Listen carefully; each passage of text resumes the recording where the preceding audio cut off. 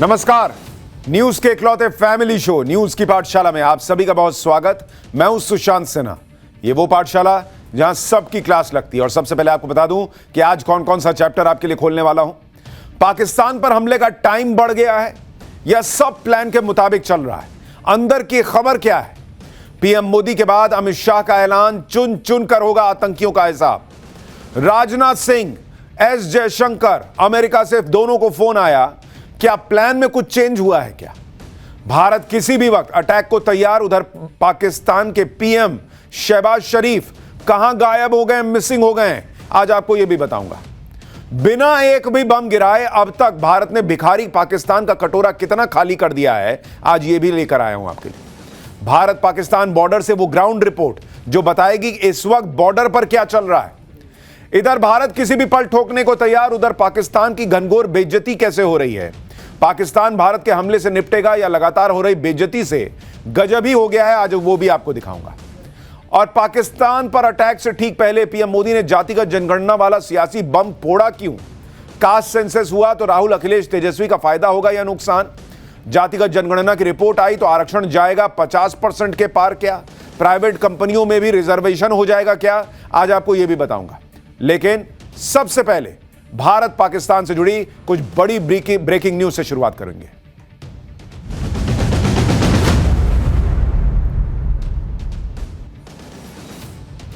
इस वक्त देश के मन में सबसे बड़ा सवाल यही है कि पाकिस्तान पर एक्शन कब होगा, अभी तक हो क्यों नहीं रहा है। आज इसके बारे में आपको बताऊंगा, लेकिन पहले इस वक्त की बहुत बड़ी खबर। पाकिस्तान को आज रात ही भारत के अटैक का डर सता रहा है। एलओसी के पास पाकिस्तान ने पूर्ण सैन्य अभ्यास किया, यह दिखाने के लिए कि भैया हम तैयार हैं, कोई घुस ना जाए।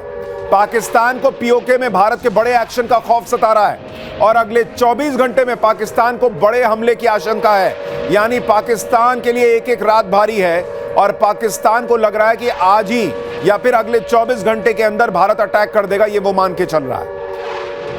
पाकिस्तान से एक और बड़ी खबर आ रही है। पाकिस्तान को आसमान और समंदर से भी हमले का डर सता रहा है। एयर ट्रैफिक और सी ट्रैफिक के लिए नए अलर्ट पाकिस्तान ने जारी कर दिए हैं। भारत के डर से पाकिस्तान ने कई और एयर रूट्स को बंद कर दिया है। समंदर से हमले को लेकर पाकिस्तान के कराची पोर्ट पर हाई अलर्ट है। पाकिस्तान को बहुत डर है कि कहीं भारत सीधे समुद्र के रास्ते हमला ना कर दे और कराची पोर्ट को निशाना ना बना दे। तो उस एरिया में भी पाकिस्तान जो है वो हाई अलर्ट पर है और कुछ और दूसरे जो हवाई एरिया हैं उनको उसने जो है वो बंद कर दिया है। पाकिस्तान में जो खौफ है उससे जुड़ी हुई अब तीसरी बड़ी ब्रेकिंग न्यूज। पाकिस्तान के नेवी चीफ को समंदर से हमले का डर है। जो मैं आपको कह रहा था, पाकिस्तान को सबसे ज्यादा लग रहा है कि समंदर के रास्ते से भारत ठोकेगा। पाक नेवी चीफ ने नेवी को अलर्ट पर रख दिया है। पाकिस्तान ने कराची और ग्वादर पोर्ट की सुरक्षा बढ़ा दी है। समंदर में भारत की तैयारियों से पाकिस्तान बहुत ज्यादा घबराया हुआ है और अगर कराची पर हमला हुआ तो पूरा पाकिस्तान आप समझिए कि घुटनों पर आ जाएगा। यह आपको हमने पहले भी बताया था कि 1971 में जब वॉर हुई थी और कराची पोर्ट पर जब हमला हुआ था तो कैसे 7 दिन तक वहां आग लगी रही थी। तो पाकिस्तान इसलिए भी घबराया हुआ है कि पानी को लेकर पहले ही लाले पड़े हैं।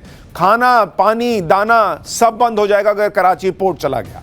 भारत के एक्शन पर पांचवी बड़ी खबर।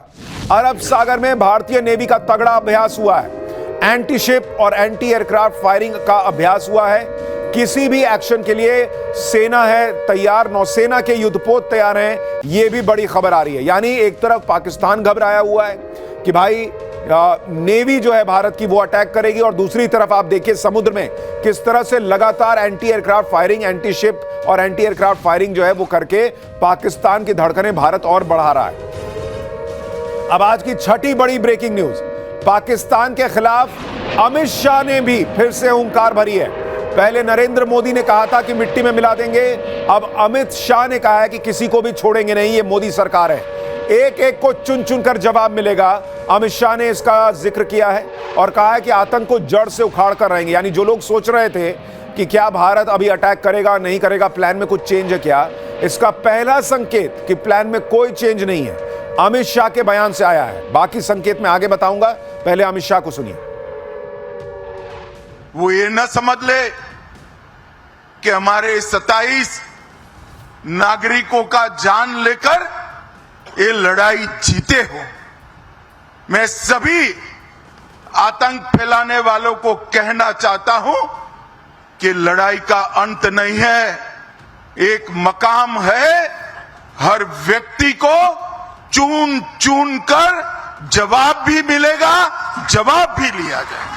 ये नरेंद्र मोदी सरकार है, किसी को बख्शा नहीं जाएगा, किसी को बख्शा नहीं जाएगा। इस देश की इंच इंच भूमि पर से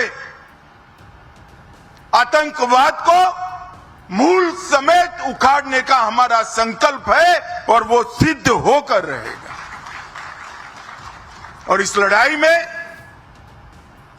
न केवल 140 करोड़ भारतीय, पूरी दुनिया भारत के साथ खड़ी है। यानी अमित शाह ने भी ऐलान कर दिया है कि कोई इस भ्रम में न रहे कि पाकिस्तान को छोड़ा जा सकता है। चुन चुन कर हिसाब होगा तो होगा, और यह निश्चित है कि पाकिस्तान को चुन चुन कर जवाब दिया जाएगा, और ऐसा जवाब मिलेगा जो उसकी कल्पना से बाहर होगा। अब यह जवाब आज ही मिलेगा, आज रात मिलेगा, अगले 24 घंटे के अंदर मिलेगा, या फिर अगले कुछ दिन में मिलेगा। पाकिस्तान यही सोच सोच कर गला जा रहा है। उसे रातों को नींद नहीं आ रही। वहां के नेताओं, मंत्रियों और आर्मी के जनरलों की आंखों में काले गड्ढे पड़ गए, डार्क सर्कल आ गए भाई। वो भी ये सोच रहे हैं कि इधर नरेंद्र मोदी बड़े निश्चिंत हैं, उधर पाकिस्तान की नींद उड़ी हुई है। आप दोनों देशों का अंतर देखिए। किसी से पूछो कि पाकिस्तान में क्या चल रहा है तो कह देगा कि पाकिस्तान में इंडिया का खौफ चल रहा है। पाकिस्तान ये देखकर भी सहमा हुआ है कि इधर नरेंद्र मोदी कोई लोड ही नहीं ले रहे। इसका मतलब यह है कि पीएम मोदी को पता है कि पाकिस्तान को ठोका जाना तय है। भाई उन्होंने कह दिया, सेना तुम अपने हिसाब से जगह तय करो, अपने हिसाब से टाइम तय करो, ठोक दो, मैं पीछे खड़ा हूं। और उसके बाद मोदी रिलैक्स मूड में। पाकिस्तान को दिन में नरेंद्र मोदी तारे दिखा रहे हैं, उधर पीएम मोदी खुद मुंबई में सितारों के साथ दिख रहे हैं। आप देखिए पीएम मोदी कितने रिलैक्स हैं। पीएम मोदी आज world audio visual and entertainment summit का उद्घाटन करने मुंबई चले गए। बड़े बड़े सेलिब्रिटी आए हुए थे वहां पर, बड़े बड़े स्टार, इंडस्ट्री और फिल्म इंडस्ट्री के दिग्गज वहां पर थे। शाहरुख खान, आमिर खान, अनुपम खेर, अक्षय कुमार, बड़े बड़े लोग वहां आए हुए थे। पीएम मोदी अलग रौला है उनका भाई, वो रिलैक्स हैं। दे दिया असाइनमेंट, दे दिया, वो हो जाएगा काम, पाकिस्तान को ठोक दिया जाएगा। और पाकिस्तान यही देख के घबराया हुआ कि भाई ऐसा क्या प्लान बना है कि इनको कोई लोड ही नहीं ले रही है, एकदम तनाव में नहीं है। नरेंद्र मोदी की बॉडी लैंग्वेज से ही वो रिलैक्स दिख रहे हैं, वो बहुत कूल हैं। लेकिन जब जब किसी हमले के बाद पीएम मोदी की ऐसी बॉडी लैंग्वेज दिखती है तो पाकिस्तान कांप जाता है, क्योंकि इसके कुछ ही दिनों बाद पाकिस्तान को नरेंद्र मोदी ऐसा सबक सिखाते हैं कि पाकिस्तान बाप बाप करता है। सर्जिकल स्ट्राइक में भी यही हुआ था, बालाकोट एयर स्ट्राइक में भी यही हुआ था, और इसके बारे में आपको पाठशाला में आगे डिटेल से बताऊंगा कि जब जब मोदी इतना रिलैक्स दिखते हैं तो सामने वाले का पूरा चैन छीन लेते हैं। इस बात को समझ लेना चाहिए कि पीएम मोदी शांत हैं, कुछ बोल नहीं रहे, तो इसका मतलब यही है कि यह बड़े तूफान के पहले की शांति है। पहलगाम आतंकी हमले का बदला लिया ही जाएगा हर हाल में। पाकिस्तान के गुनाहों का हर हिसाब मोदी करेंगे। पहलगाम का प्रतिशोध लिया जाएगा, और वो ऐसा होगा कि दुनिया याद रखेगी। इसके लिए किस तरह से रणनीति बन रही है, किस तरह की एडवांस प्लानिंग हो चुकी है। अमेरिका से फोन आया, उसमें क्या बातचीत हुई है, क्या अमेरिका कहीं बीच में तो नहीं आने वाला है। सेना की तैयारियां कैसी हैं, पाकिस्तान का पीएम कहां गायब हो गया है, सब बताऊंगा। पहले एक झलक देखिए।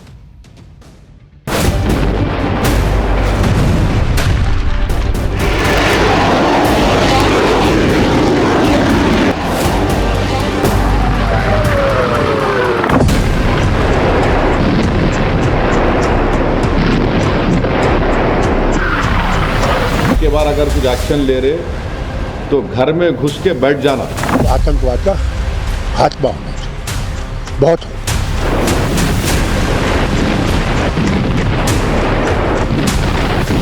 हर व्यक्ति को चुन चुन कर जवाब भी मिलेगा। ये नरेंद्र मोदी सरकार है, किसी को बख्शा नहीं जाएगा।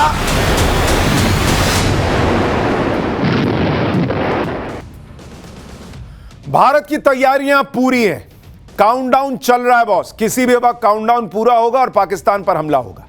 और पाकिस्तान को भी इसी बात का डर है कि कहीं नरेंद्र मोदी ने मिशन पीओके तो नहीं लॉन्च किया है, क्योंकि पीओके से इस वक्त बहुत बड़ी खबर आ रही है। पीओके में पाकिस्तान ने मदरसों में ताला लगा दिया है। 1000 से ज्यादा मदरसे पाकिस्तान ने पीओके में बंद कर दिए हैं। 10 दिन तक पाकिस्तान ने मदरसे बंद रखने का ऐलान किया है। पीओके में मदरसों को टेरर कैंप की तरह पाकिस्तान इस्तेमाल करता है। पाकिस्तान को पीओके के टेरर कैंप पर भारत के एक्शन का डर है, इसलिए उसने सारे मदरसे बंद कर दिए हैं और सारे आतंकियों को कहा कि निकलो भाई निकलो, आ रही है इंडिया, आ रहा है इंडिया, आ रहा है, कभी भी ठोक देगा। यानी पाकिस्तान को भी सबसे ज्यादा डर इस बात का है कि कहीं पीओके भारत वापस ना ले ले। पाकिस्तान से एक और बड़ी खबर यह भी है कि डोनाल्ड ट्रंप के सामने पाकिस्तान गिड़गिड़ाया है कि भारत से बचाओ। भारत से बचाने के लिए पाकिस्तान ने ट्रंप से गुहार लगाई है। अमेरिका में पाकिस्तान के राजदूत ने ट्रंप से मदद मांगी है। इधर ये लोग टीवी पे नौटंकी करते हैं कि हमारे पास परमाणु बम है, हम क्या तैयार नहीं है, हमने क्या हथियार जो है वो दिखा ऐसे ही सजाने के लिए रखे हैं, और वहां ट्रंप से हाथ जोड़ रहे हैं कि भाई कोई मोदी से बचाओ। भारत को रोके डोनाल्ड ट्रंप। पाकिस्तान के राजदूत रिजवान सईद शेख ने अमेरिका से अपील करके कहा कि भाई बचा लो, तुम ही बचा सकते हो ट्रंप भाई, आप तुम दोस्त हो हम मोदी के, आप बोलो कुछ हो जाएगा। यह हालत है इस वक्त पाकिस्तान की। भारत की खतरनाक तैयारियों और पीएम मोदी से लेकर अमित शाह तक के बयानों से पाकिस्तान की सिट्टी पिट्टी गुम है।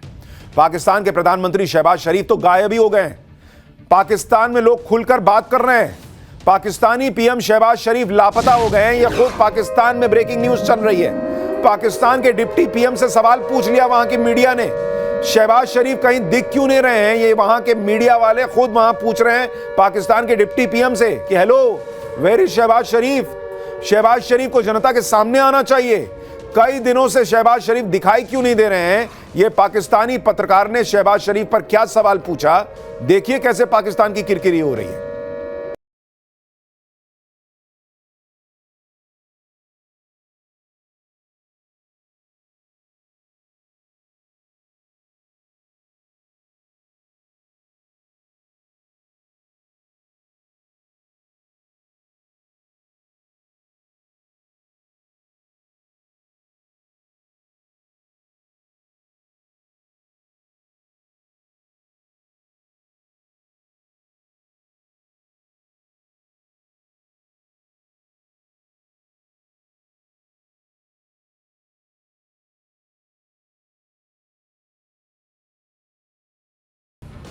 आप सोचिए बॉस, पाकिस्तान के पत्रकार खुद डिप्टी पीएम से पूछ रहे हैं कि हेलो हमारा प्राइम मिनिस्टर कहां है भाई, इंडिया ठोकने को तैयार बैठा है, हमारा पीएम गायब है।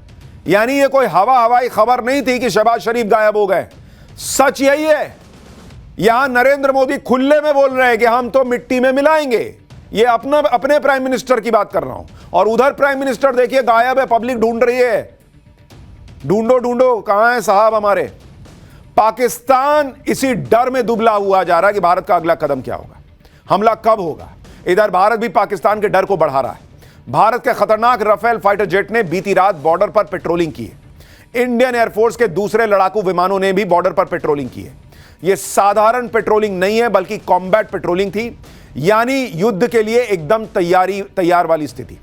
और इसी से पाकिस्तान में हंगामा मचा हुआ है, क्योंकि 2 रात से बॉर्डर पर राफेल उड़ रहे हैं। 4 राफेल जेट्स ने भारतीय सीमा में पेट्रोलिंग की। बॉर्डर से 10 किलोमीटर की रेंज में राफेल उड़े हैं। राफेल को देखकर पाकिस्तान के सैनिक पोस्ट छोड़कर भाग गए कि भाई ये तो उधर से ही खड़े खड़े ठोक देने वाला है। पाकिस्तान में एयर स्ट्राइक होने को लेकर खौफ हो गया है। यानी पीओके और कराची, ये 2 ऐसी जगह हैं जहां पर पाकिस्तान सबसे ज्यादा डर में है कि नेवल स्ट्राइक हुई तो क्या करेंगे, वहां तो हम कहीं टिकते नहीं, एयर स्ट्राइक हुई वहां हम टिकते नहीं, क्या ही करेंगे। लाइन ऑफ कंट्रोल पर भी भारत लगातार पाकिस्तान को मैसेज दे रहा है। पाकिस्तान पिछले कई दिनों से लाइन ऑफ कंट्रोल पर सीज फायर का उल्लंघन कर रहा है। भारतीय सेना इसका करारा जवाब दे रही है। भारतीय सेना का खौफ ऐसा है कि पाकिस्तानी रेंजर अपनी पोस्ट छोड़कर भाग जा रहे हैं। यानी हर मोर्चे पर पाकिस्तान को घेरा गया है।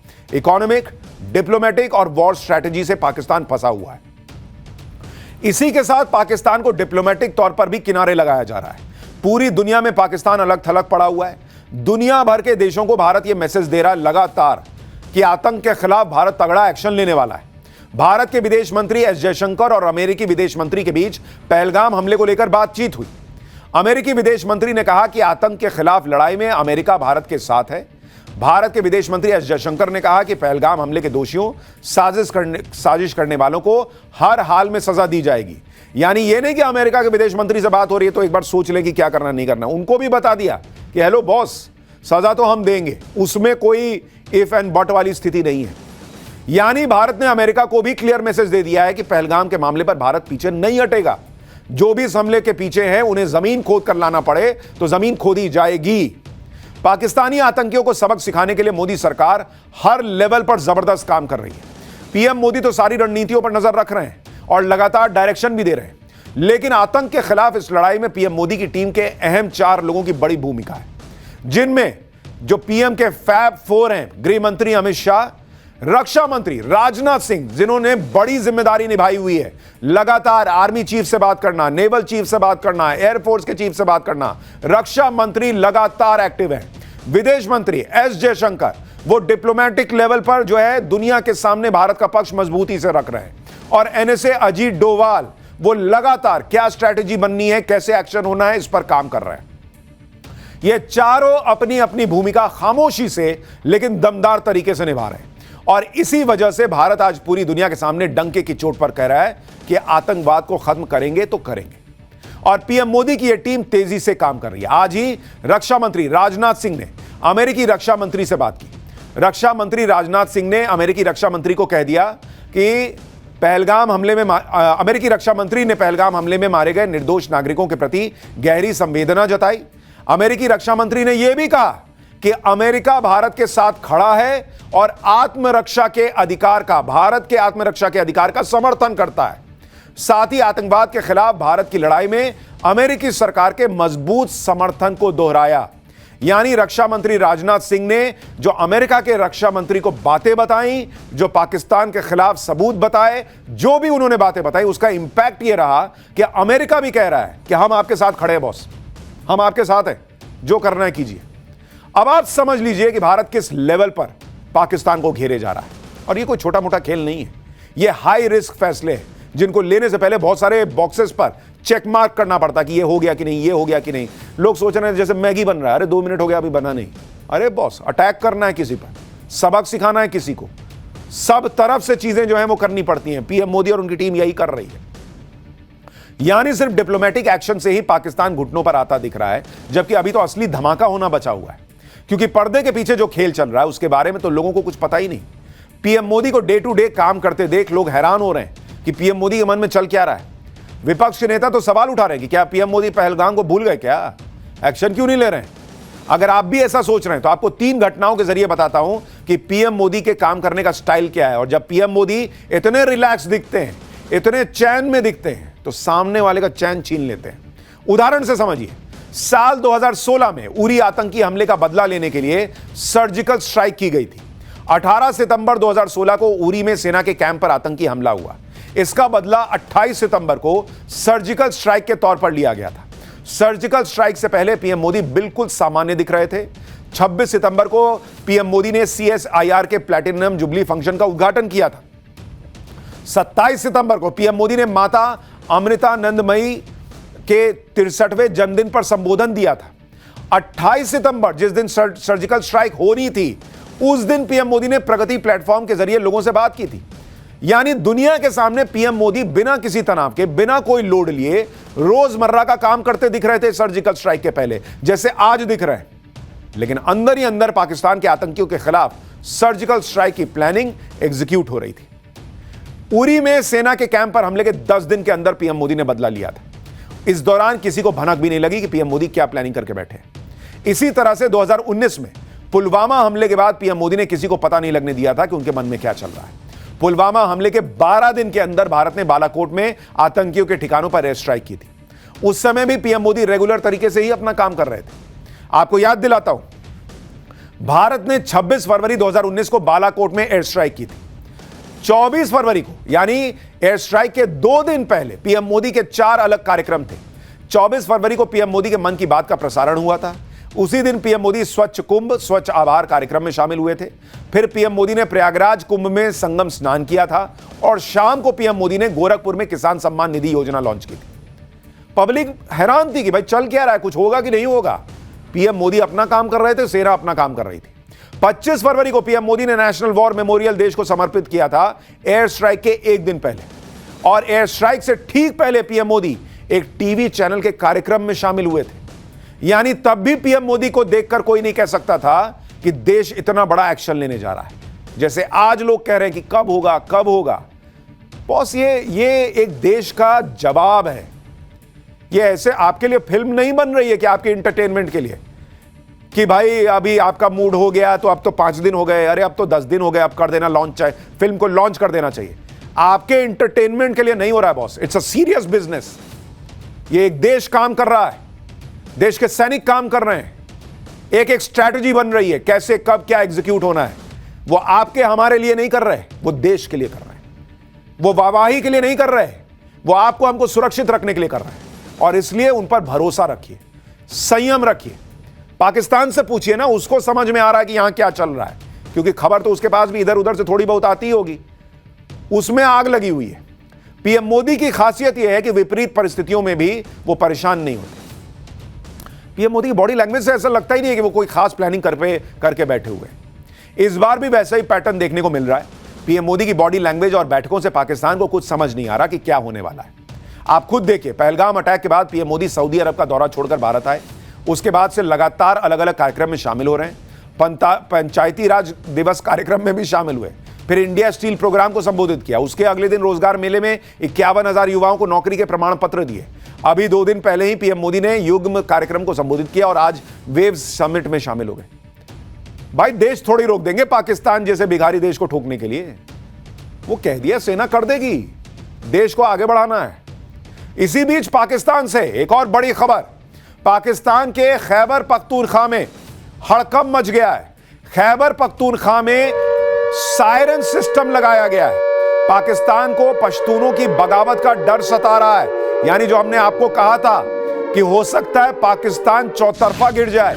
इधर भारत ठोकने को तैयार है, उधर बलूच आर्मी है, इधर पश्तून जो है वो बगावत का उनका डर सता रहा है, और उधर तालिबान भी जो है वो पाकिस्तान को बड़ा सबक सिखा सकता है। तो जहां पाकिस्तान कराची और इस्लामाबाद और अपने पोर्ट्स को सिक्योर करने में लगा है, दूसरी तरफ उसे डर सता रहा है कि कहीं खैबर पख्तूनख्वा में विद्रोह ना हो जाए। इसलिए वहां सायरन सिस्टम लगा दिया गया है। सुनिए कैसे वहां सायरन बज रहा है।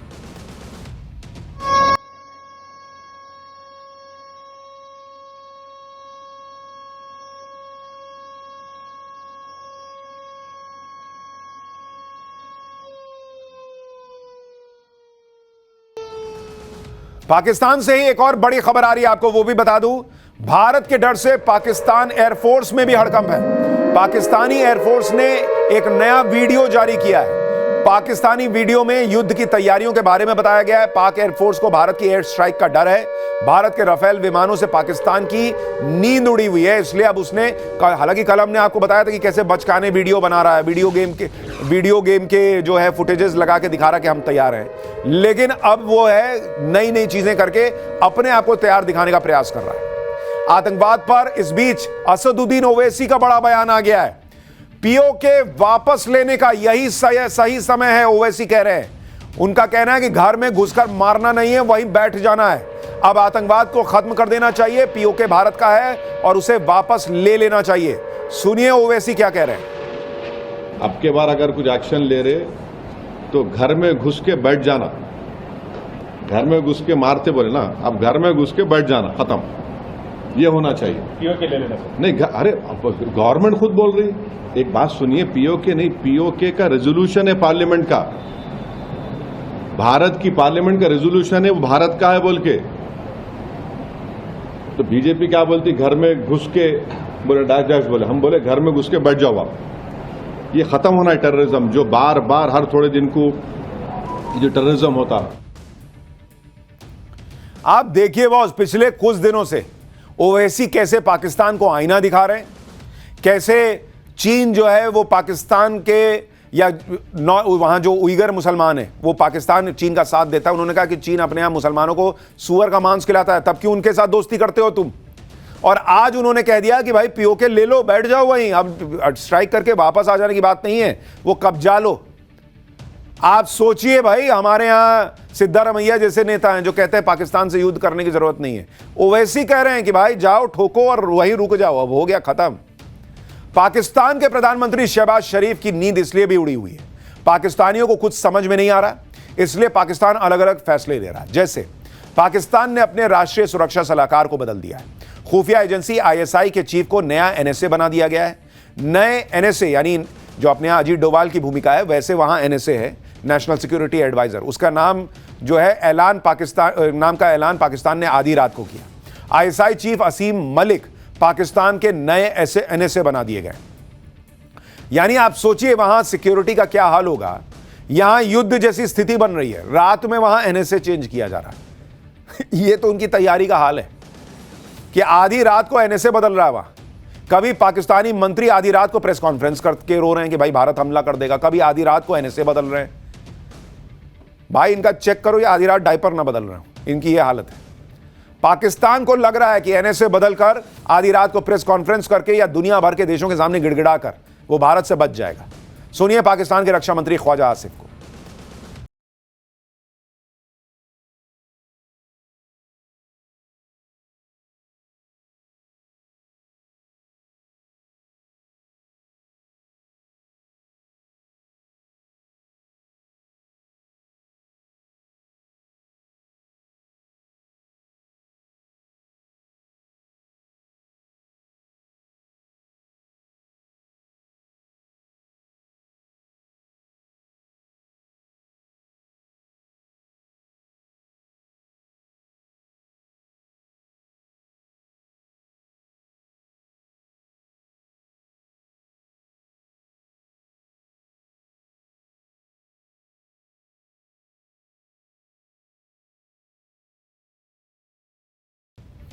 भाई दाल में काला है, पीला है, नीला है, तुम छांट लेना बाद में जब हम टोक के चले जाएंगे।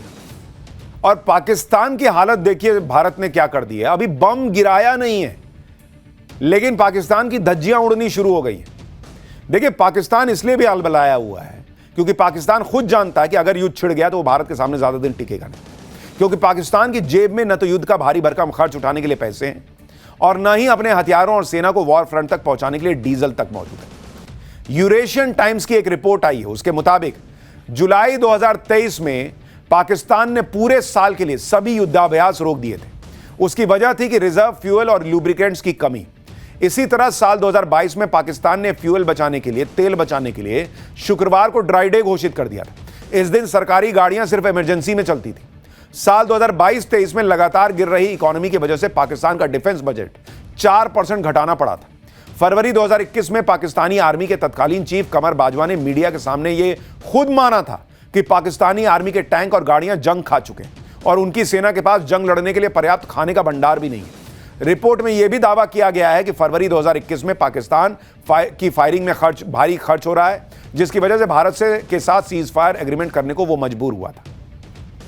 यानी आप सोचिए कि पाकिस्तान की हालत यह है कि उसके पास पैसा ही नहीं है भाई, वो क्या करेगा, कहां से लाएगा, कहां से लड़ेगा। बोलने को तो बोलने में खर्चा नहीं लगता है, बड़बड़ करके बोल दो, उल्टी कर दो, लेकिन भाई टैंक को चलाना, टैंक को इधर से उधर ले जाना, सैनिकों को ले जाना, प्लेन उड़ाना, खर्चा लगता है, पैसा खर्चा करना पड़ता है। ये दूसरे देशों से पैसा मांग के देश चला रहा है पाकिस्तान। उनको क्या जवाब देगा कि हम युद्ध लड़ने के लिए तुमसे पैसा लिए थे। पाकिस्तान इतना कंगाल है कि उसे जंग लड़ने के लिए भी लोन लेने की जरूरत पड़ेगी, और लोन लेकर कौन जंग लड़ने की हिम्मत कर पाएगा, क्योंकि अगर जंग छिड़ गई तो पाकिस्तान को यह पता है कि वो पूरी तरह बर्बाद होगा। लोन देगा कौन उसको भाई, क्योंकि 4 हफ्ते तक जंग चली, 4 हफ्ते, तो पाकिस्तान को पहले से पाताल पहुंच चुकी, अपनी जीडीपी के 10% से ज्यादा का नुकसान हो जाएगा। इस वक्त पाकिस्तान की 40% आबादी गरीबी रेखा से नीचे पहुंच चुकी है। अगर युद्ध छिड़ गया तो पूरा पाकिस्तान गरीब हो जाएगा, पूरा पाकिस्तान, क्योंकि पाकिस्तान की इकोनॉमी का इस कदर भट्टा बैठ चुका हुआ है कि खुद को जिंदा रखने के लिए पाकिस्तान ने एक बार फिर इंटरनेशनल मॉनेटरी फंड यानी आईएमएफ से 16,000 करोड़ की भीख मांगी है, और इसके लिए पूरी दुनिया के सामने उल्टा लटकने के लिए तैयार है। पूरी दुनिया भी ये जानती है कि वो पाकिस्तान भारत के सामने जंग के होगी तो क्या ही टिक पाएगा, जिसकी जीडीपी भारत से 10 गुना कम है, जिसका रुपया डॉलर के मुकाबले भारतीय रुपए से 3 गुना कमजोर है, जिसका विदेशी मुद्रा भंडार भारत के मुकाबले 42 गुना कम है।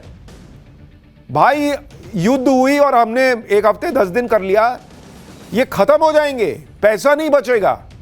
भारत वापस भी आ गया तो इनको लोन लेना पड़ेगा कि कोई हमको पैसा दो, हम कुछ खाएं। पाकिस्तान की कंगाली सबको पता है, इसके बावजूद पाकिस्तान बौखलाहट में ऐसे ऐसे फैसले कर रहा है जो फैसले खुद अपने पैर पर कुल्हाड़ी मारने जैसे। पाकिस्तान ने पहलगाम आतंकी हमले के बाद भारतीय विमानों के लिए अपना एयर स्पेस बंद किया, जिससे भारत के एविएशन सेक्टर को नुकसान पहुंचाने की कोशिश की गई। हालांकि यह कदम पाकिस्तान के लिए ही घाटे का सौदा साबित होने वाला है। उसे भारी आर्थिक नुकसान उठाना पड़ेगा, क्योंकि इससे पहले भी ऐसा हो चुका है। फरवरी 2019 के पुलवामा हमले के बाद भी पाकिस्तान ने एयर स्पेस बंद कर दिया था, जिससे पाकिस्तान को करीब 851 करोड़ रुपए का नुकसान हुआ था। तब रोजाना करीब 400 उड़ानें प्रभावित हो रही थी, जिससे पाकिस्तान को बड़ा आर्थिक झटका लगा था। एक बोइंग विमान के उड़ान से पाकिस्तान को करीब 50,000 रुपए की आमदनी होती थी। बड़े विमानों के लिए शुल्क और ज्यादा होता है।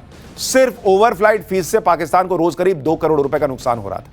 लैंडिंग, पार्किंग का शुल्क मिलाकर यह आंकड़ा करीब 2.5 करोड़ रुपए प्रतिदिन तक पहुंच गया था।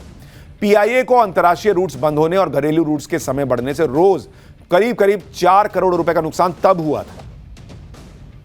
सीएए और पीआईए दोनों को मिलाकर पाकिस्तान को कुल 6.5 करोड़ रुपए रोज का नुकसान होता था, रोज का। अब भारत ने जैसे को तैसा वाला जवाब देते हुए पाकिस्तानी विमानों के लिए भारतीय एयर स्पेस को बंद कर दिया, जिससे पाकिस्तान को और नुकसान होने वाला है।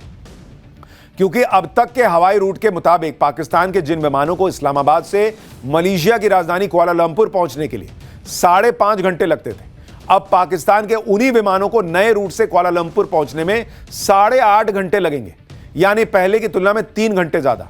अगर उड़ान का वक्त लंबा होगा तो खर्च भी बढ़ेगा, टिकट भी महंगा होगा, जिसकी मार पाकिस्तान पर पड़नी तय है। सिर्फ इतना ही नहीं, पाकिस्तान को और भी गहरी चोट मिलने वाली है। सिर्फ एयर स्पेस नहीं, दूसरे कारोबार को भी बंद करके भारत ने पाकिस्तान को बड़ा नुकसान ऑलरेडी कर दिया है। मोदी सरकार भारतीय प्रोडक्ट्स के पाकिस्तान को तीसरे देशों के जरिए हो रहे इनडायरेक्ट एक्सपोर्ट की जानकारी जुटा रही है। इसका मकसद इस तरह के एक्सपोर्ट रूट्स को बंद करना है।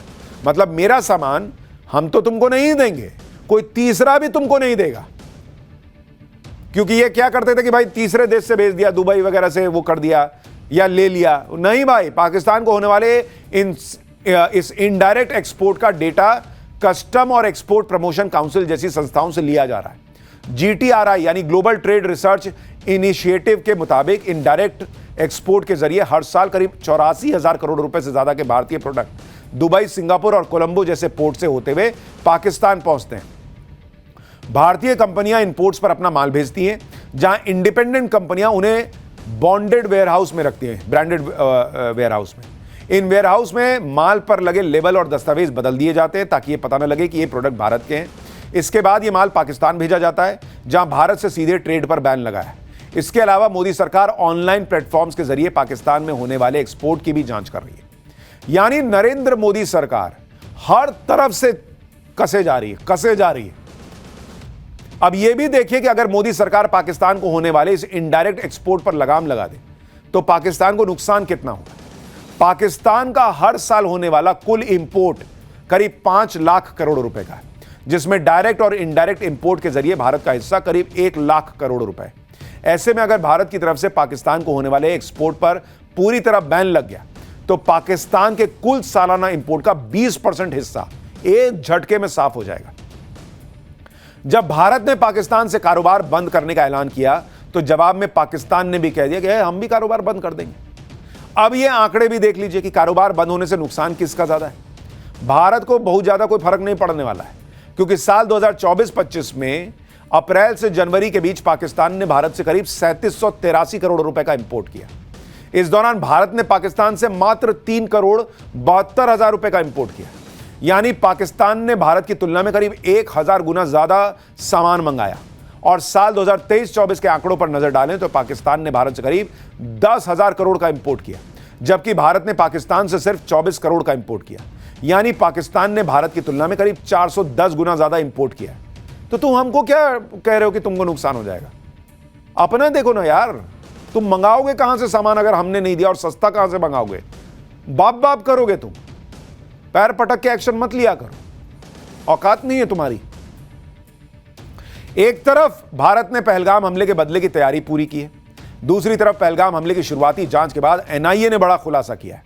सूत्रों के मुताबिक 15 अप्रैल को भी पहलगाम आ गए थे आतंकी।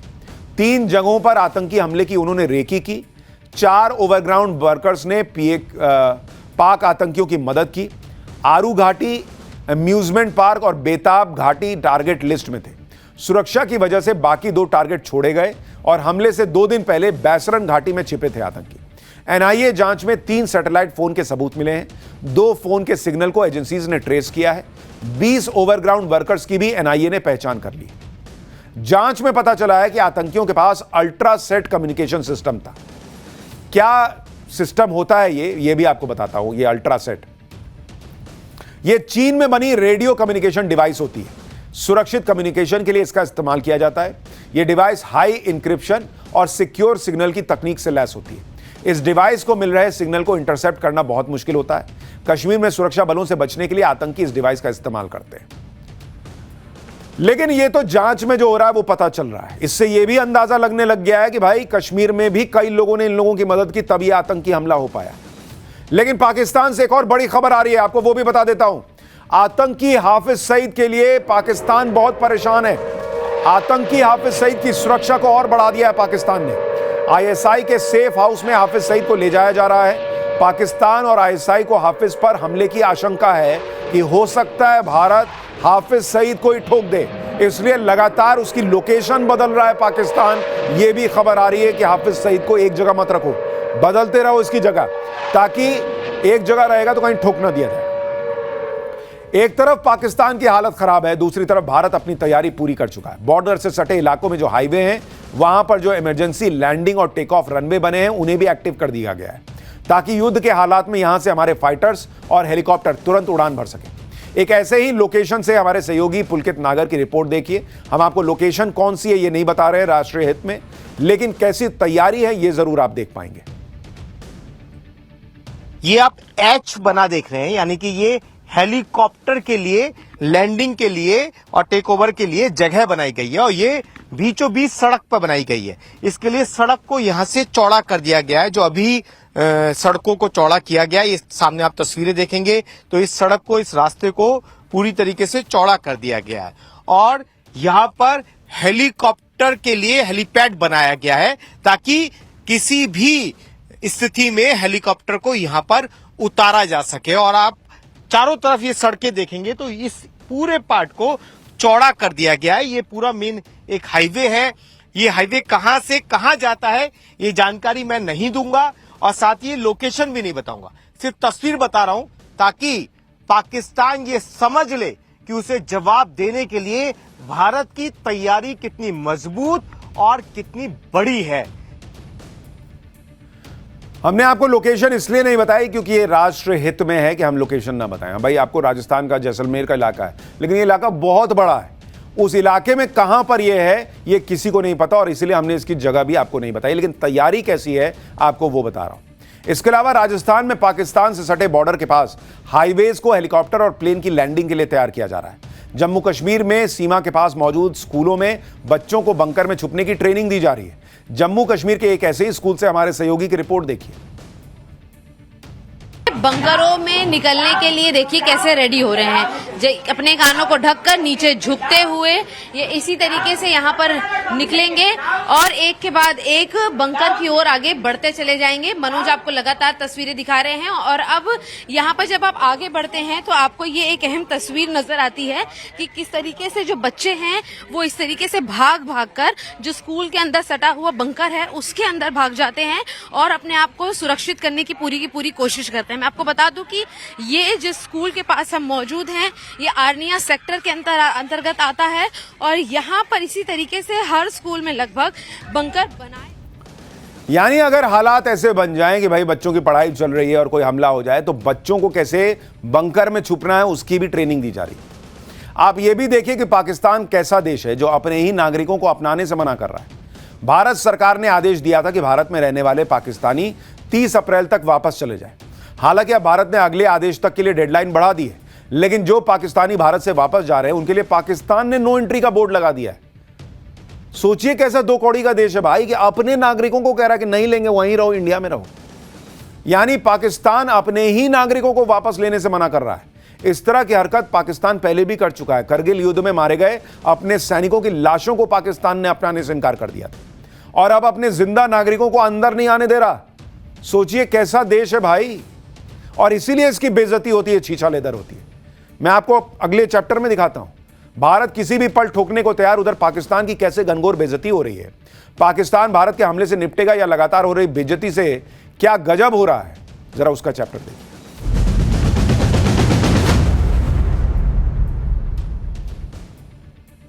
इस वक्त पूरा पाकिस्तान बहुत प्रेशर में है। पीएम शहबाज शरीफ को इस बात का प्रेशर है कि भारत इस बार बदला लेगा तो किस तरह से लेगा। आर्मी चीफ असीम मुनीर को इस बात की टेंशन है कि भारतीय सेना कहां से हमला करेगी, और पाकिस्तान के लोगों को इस बात की चिंता है कि कंगाल पाकिस्तान आखिर युद्ध लड़ेगा कैसे, और युद्ध लड़ भी लिया तो पाकिस्तान की हालत क्या होगी। यानी भारत के हमले को लेकर पूरे पाकिस्तान की हालत टाइट है। पाकिस्तान की मौजूदा हालत को लेकर सोशल मीडिया पर पाकिस्तान के वीडियो बड़े वायरल हो रहे हैं। आप देखिए कि दुनिया भर के लोग किस तरह पाकिस्तान की बेइज्जती कर रहे हैं। सबसे हैरानी की बात तो यह है कि पाकिस्तान के लोग ही अपनी शहबाज सरकार और पाकिस्तानी आर्मी का मजाक उड़ा रहे हैं। वहां के लोग पूछ रहे हैं कि 1965, 71 और 99 में भारत कई बार पाकिस्तान को ठोककर चला गया, लेकिन इसके बाद भी पाकिस्तान सुधरता क्यों नहीं, ये पाकिस्तान के लोग पूछ रहे हैं। लेकिन इस बार पीएम मोदी पाकिस्तान की क्या हालत करेंगे, इसे लेकर पूरे पाकिस्तान में पाकिस्तान का मजाक उड़ रहा है। लोग ऐसे ऐसे वीडियो डाल रहे हैं कि भाई ये उधर राफेल उड़ रहा है, ये पाकिस्तानी ऐसे ही लड़ेंगे। आगे बढ़ने से पहले पाकिस्तान की घनघोर बेइज्जती का एक ट्रेलर देखिए, फिर लोग क्या कह रहे हैं वहां पर सुनवाता हूं आपको।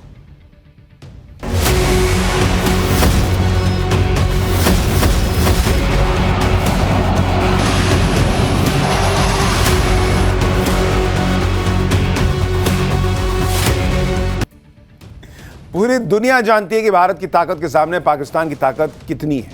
जंग के मैदान में आज तक पाकिस्तान एक युद्ध नहीं जीत पाया।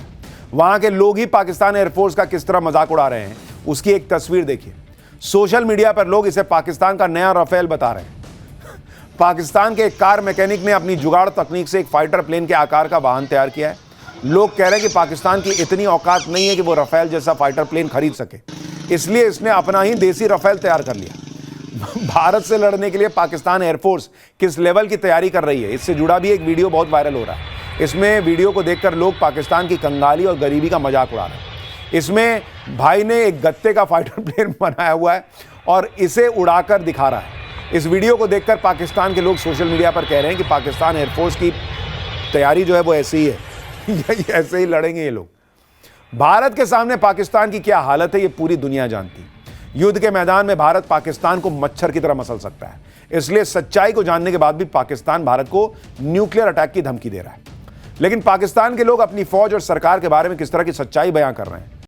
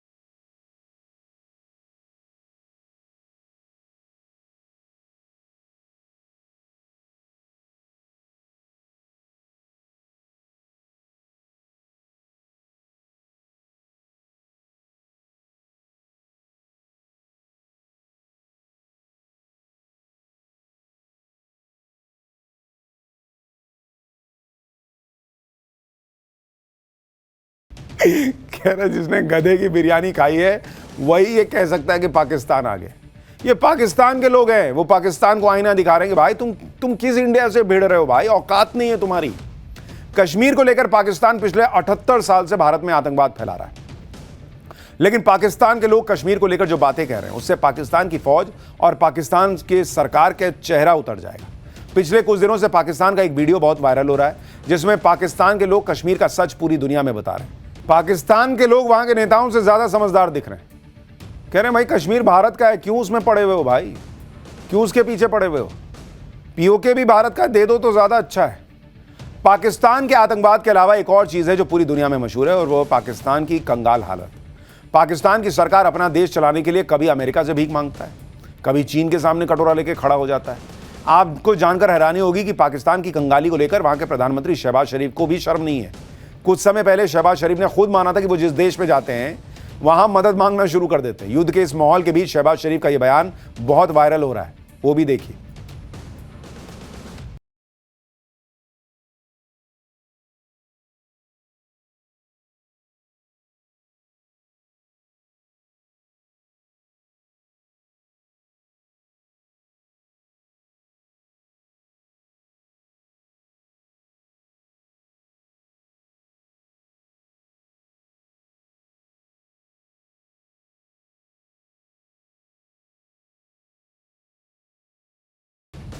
पाकिस्तान का पीएम खुद कह रहा है भाई कि मैं जहां जाता हूं लोग सोचते हैं कि मैं मांगने आया हूं। ऐसा देश है भाई। शहबाज शरीफ के इस बयान के बाद पूरे पाकिस्तान में उनके मीम बनने शुरू हो गए। लोग शहबाज शरीफ के बयान के बाद किस तरह के वीडियोस बना रहे हैं और कंगाल पाकिस्तान की हालत खुद बता रहे हैं, जरा देखिए वो वीडियोस।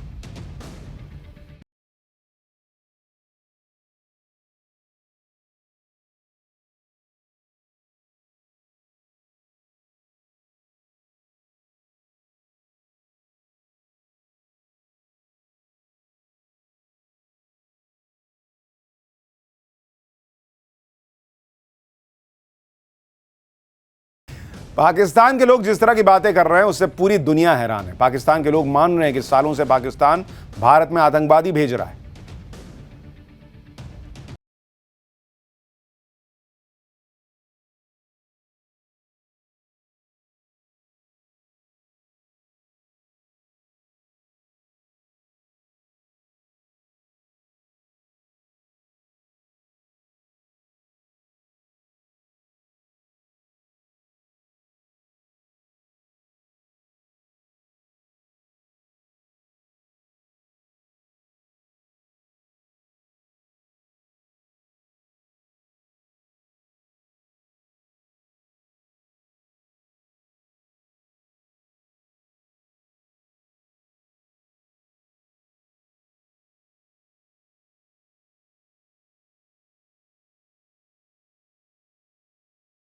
आज सोशल मीडिया पर पाकिस्तान का एक वीडियो बहुत वायरल हो रहा है जिसमें पाकिस्तान के आतंक के पीछे किस तरह चीन का हाथ है उसे दिखाया गया है। इस एनिमेटेड वीडियो को भी देखिए आप।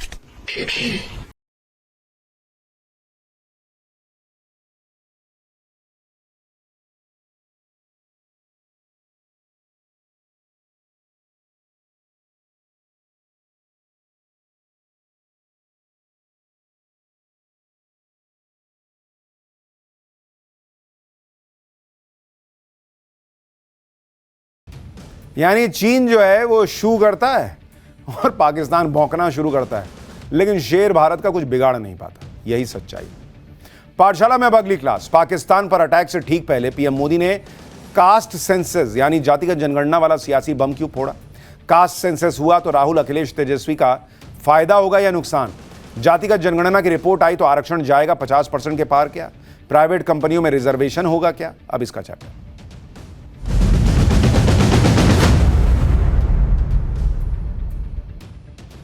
पाकिस्तान पर एक्शन की चर्चा के बीच कल मोदी सरकार ने सबको चौंका दिया। देश पाकिस्तान पर बम फूटने का इंतजार कर रहा था, उधर पीएम मोदी ने ऐसा सियासी बम फोड़ दिया कि सब सरप्राइज हो गए। पीएम मोदी ने कल जो फैसला लिया वो आज तक कोई सरकार नहीं ले पाई थी। पीएम मोदी अब वो करने वाले हैं जो आजाद भारत में कभी नहीं हुआ। पहली बार मोदी सरकार में जातिगत जनगणना करवाने का फैसला हुआ है। जनगणना के साथ जाति जनगणना कराने का फैसला हुआ है, यानी कास्ट सेंसस होगा। अब ये ऐसा फैसला है जिसने पूरी राजनीति को नई दिशा और मोड़ दे दिया है। ये ऐसा फैसला है जिसमें बीजेपी भी घिर रही है, बीजेपी घेर भी रही है। इंडी गठबंधन खुश भी है और आपस में लड़ भी रहा है। हर कोई अपने हिसाब से इस फैसले को देख रहा है, लेकिन देश की जाति पूछने वाले इस फैसले के पीछे एक बड़ा खतरा भी है जिसकी बात कोई नहीं कर रहा। उसकी बात आज हम पाठशाला में करेंगे। आपको यह भी बताएंगे कि क्या आरएसएस यानी संघ की वजह से मोदी सरकार ने यह फैसला तो नहीं लिया।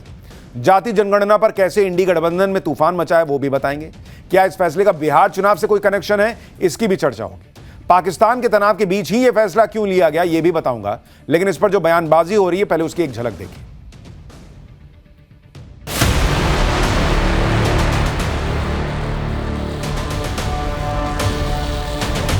पार्लियामेंट में हमने कहा था कि कास्ट सेंसस को हम करवा के छोड़ेंगे।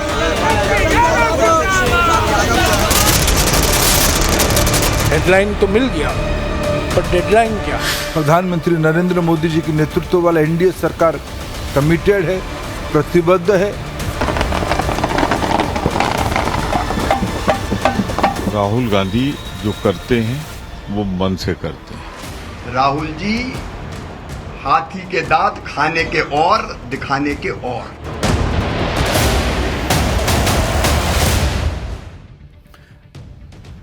जैसे ही मोदी सरकार ने जाति जनगणना का फैसला लिया, वैसे ही कांग्रेस ने क्रेडिट की माला राहुल गांधी के गले में डाल दी। राहुल गांधी अनस्टॉपेबल, राहुल गांधी जननायक, सरकार तुम्हारी सिस्टम हमारा वाला नैरेटिव चलने लगा।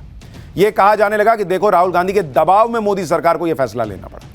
हालांकि कांग्रेस ये नहीं बता पा रही कि जाति जनगणना की बात तो राहुल गांधी पिछले कई साल से कर रहे हैं। दबाव तो लोकसभा चुनाव और अलग अलग विधानसभा चुनावों में भी बनाया था, तब मोदी जी दबाव में नहीं आए। अब क्यों आ गए? कौन सा नया दबाव है जो पिछले इतने साल से काम नहीं कर रहा था अब काम कर गया? दूसरी बात, अगर पीएम मोदी विपक्ष की किसी मांग के दबाव में आकर फैसला ले रहे हैं जैसा दावा कर रहे हैं, तो फिर विपक्ष अपने ही उस नैरेटिव पर कुल्हाड़ी मार रहा है जिसमें वो पीएम मोदी को तानाशाह कहता है। भाई वो कैसे तानाशाह जो दबाव में आके फैसले ले रहे हैं? फिर तानाशाह बोलना बंद करो। तीसरी बात, पिछले साल सितंबर में अमित शाह ने कह दिया था कि जनगणना जल्द होगी और जातिगत जनगणना से उन्होंने इनकार नहीं किया। यानी बीजेपी जाति जनगणना के विरोध में थी और राहुल गांधी की वजह से उसे यू टर्न लेना पड़ा, ऐसा होता हुआ नहीं दिख रहा। अब जब कांग्रेस राहुल गांधी को क्रेडिट दे रही है तो बीजेपी भी सवाल उठा रही है कि सिस्टम और सरकार तो कई दशकों तक गांधी परिवार के पास था, तब जनगणना क्यों नहीं कराई गई? एक बार देखिए दोनों कैसे आपस में भिड़े। कुछ लोग बुखलाए गए हैं, कहते हैं सरकार उनकी है, सिस्टम हमारी है। 51 में सरकार किसकी थी, सिस्टम किसकी थी? पंडित नेहरू जी जातिगत आरक्षण के कट्टर विरोधी थे। उस मंडल कमीशन की रिपोर्ट को 10 साल तक काल कोठरी में बंद रखने का काम किसने किया? सिस्टम किसके हाथ में था, सरकार किसकी थी? राहुल गांधी जो नेता प्रतिपक्ष है, उनकी और कांग्रेस के जबरदस्त जो दबाव पड़ा, उसके कारण से एनडीए गवर्नमेंट को सच्चाई का सामना करना ही पड़ा और आखिर के अंदर जातिगत जनगणना का निर्णय करना पड़ा। जाति जनगणना पर क्रेडिट लूटने की लड़ाई इंडी गठबंधन के अंदर भी चल रही है। दिल्ली में राहुल गांधी के पोस्टर लग गए जिसमें लिखा है कि झुकती है दुनिया, झुकाने वाला चाहिए।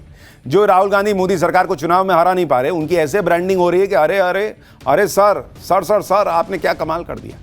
तेलंगाना में तो राहुल गांधी और सीएम रेवंत रेड्डी के पोस्टर को दूध से न लाया जा रहा है। हैदराबाद में कार्यकर्ता जश्न मना रहे हैं। राहुल गांधी जाति जनगणना पर अपनी पीठ थपथपाने के लिए बिहार की कास्ट सर्वे की बात ही नहीं कर रहे, बल्कि तेलंगाना के कास्ट सर्वे के मॉडल को बेस्ट बता रहे हैं। उधर बिहार में आरजेडी नेता पोस्टर लगाकर लालू यादव और नीतीश कुमार को बधाई दे रहे हैं। आरजेडी समर्थक कह रहे हैं कि सरकार किसी की भी हो, सिस्टम लालू का होगा। अखिलेश यादव भी इसके लिए मुलायम सिंह को क्रेडिट दे रहे हैं कि नेताजी ने संसद में जातिवार जनगणना का मुद्दा केंद्र की हर सरकार में पुरजोर तरीके से उठाया था।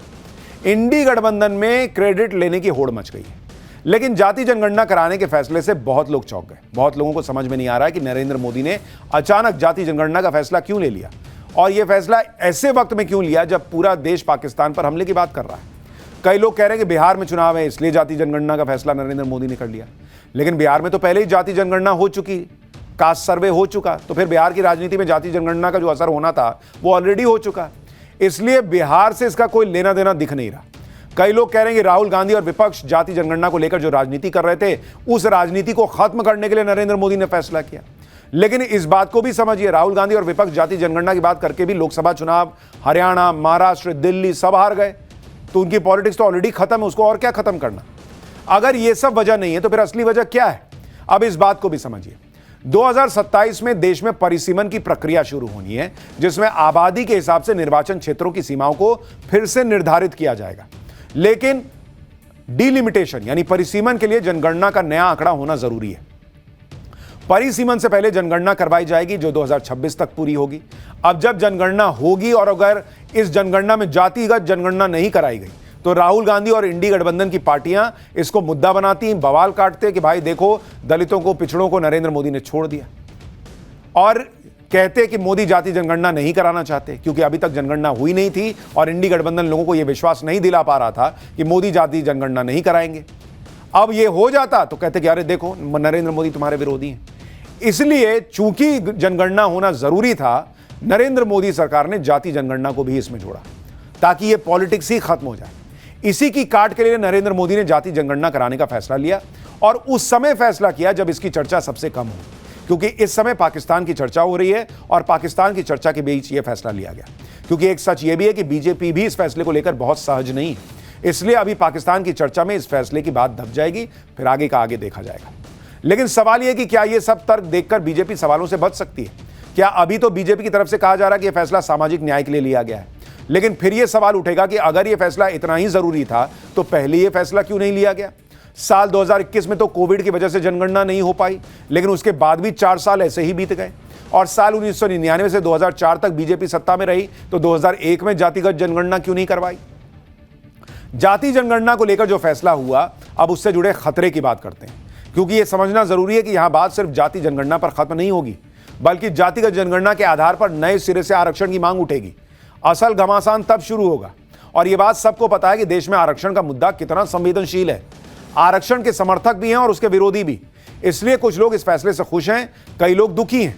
उनको लग रहा है कि देश में आरक्षण पर नई बहस शुरू हो जाएगी। आने वाले वक्त में बड़ा संकट खड़ा हो जाएगा, क्योंकि राहुल गांधी और इनका इकोसिस्टम इतने पे नहीं रुकेगा। राहुल गांधी पहले ही कह चुके हैं कि आरक्षण की 50% की कैप को हटा देंगे। फिर सवाल यह है कि क्या आरक्षण की कोई लिमिट होगी भी या नहीं? क्या 70%, 80% आरक्षण दिया जाएगा इस देश में? अगर ऐसा हुआ तो जो लोग आरक्षण के दायरे में नहीं आएंगे वो खुद को ठगा महसूस नहीं करेंगे।